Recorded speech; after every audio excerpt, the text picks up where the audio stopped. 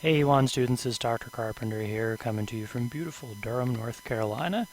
I want to talk today about some of my writing expectations so that they're clear to you and you don't lose points over writing issues that are easy to address. I want to be able to focus on your ideas and assess those, but as a former English teacher, I can't let go of some of the style issues that are important in helping you clearly express those important ideas.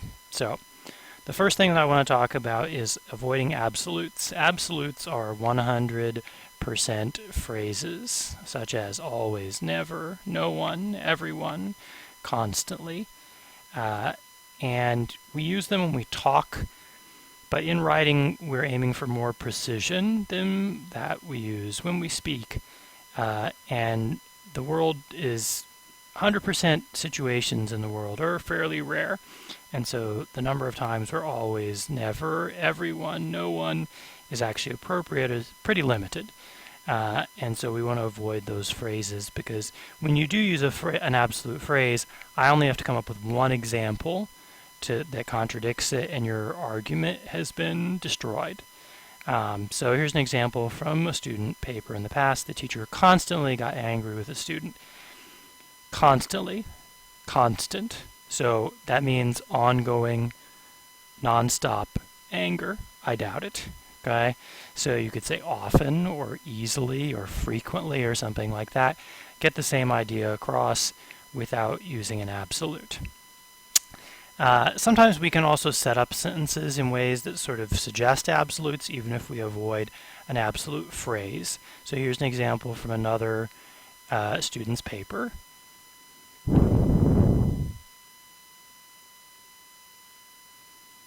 And the issue here is it makes it look like girls' behavior is always looked upon as a character defect.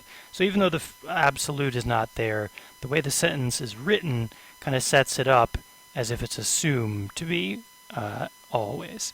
So an easy way to sort of avoid an indirect absolute like this would be add in a phrase like commonly here.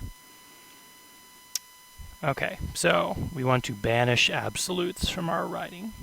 And probably you may see as a comment in the margins of your paper AA, and that means avoid absolutes. Okay, precision of language is important, and a big pet peeve of mine is the word get.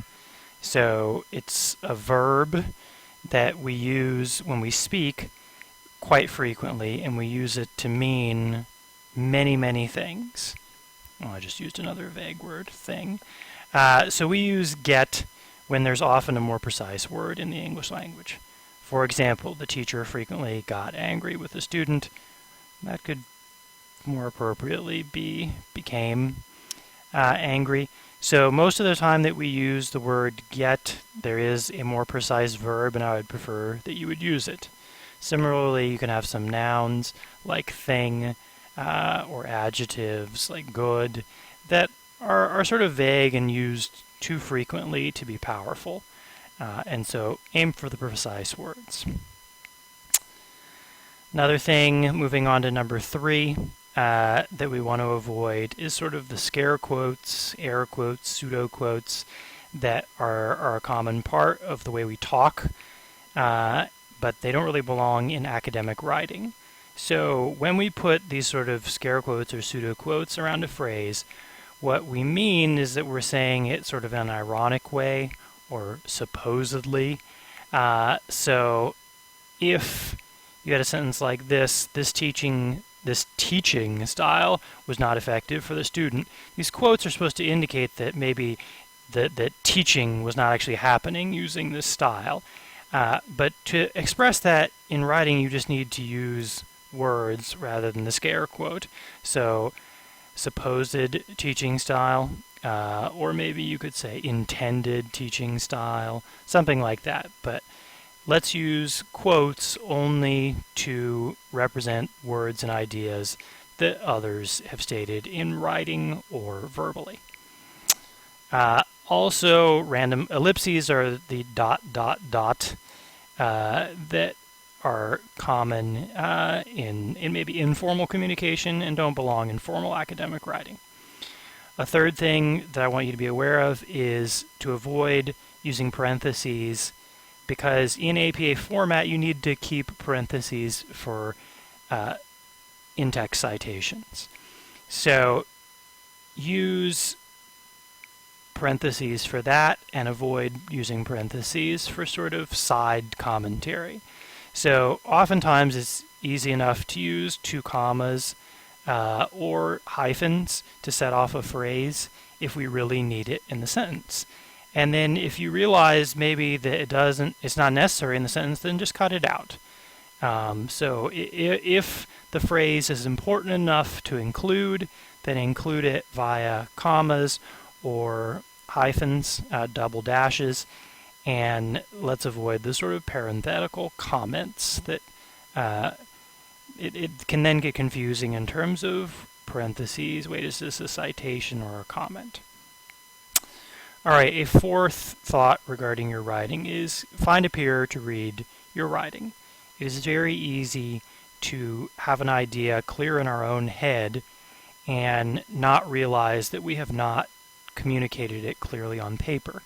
And so just getting a different person to read your paper will help you find places where you're not clearly expressing something that makes perfect sense to you in your head, but the reader on the page isn't privileged enough to know all of the sort of thoughts that are up in your head and maybe haven't made it onto the page. So that's one thing. Related to that is you need to proofread your own writing. So you cannot expect a peer to catch every little mistake that you make, and there are some usual suspects that you can probably catch on your own if you just do some proofreading yourself. So some real obvious ones that I don't want to see, there, your, and then the affect effect. One is a noun, one is a verb, affect is the verb, effect is the noun. There's one exception to that, which is too rare to really worry about at this point. Quotes. So in your writing for my class, you typically will be using quotes, and there's often problems with how they're used.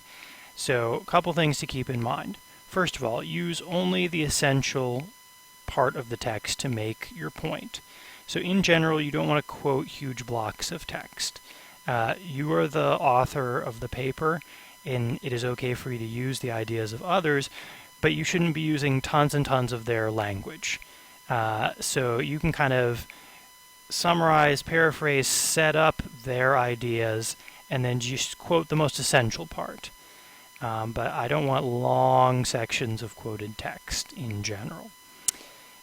When you use a quote, you do need to first introduce it. So a quote should not just appear without any sense of who said it or what the context is or what the connection to previous ideas is. So in some way, you need to sort of introduce the reader to the quote, and then you need to follow up the quote with some sort of analysis or at least summary of what about the quote is important to your argument. You cannot just assume that the reader will be able to make the same jumps that you have been able to make. So lead the reader along to why the quote matters.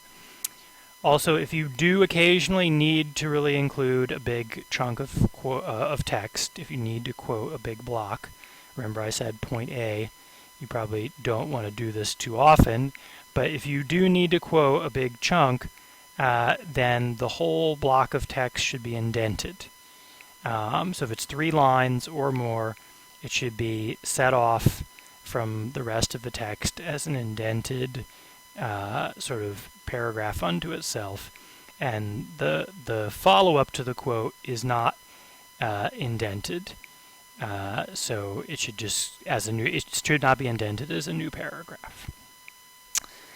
Final thing to say about quotes is don't begin or end body paragraphs with quotes. Why?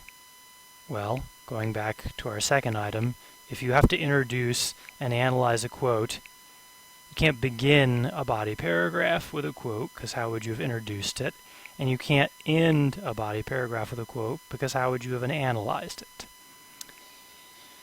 All right, two last things. First of all, pages should be numbered in the upper right-hand corner in a footer, in a header.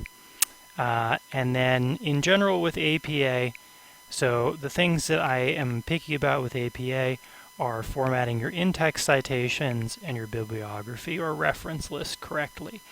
And the good thing is that ALNet has very clear and simple guidance for both of these issues.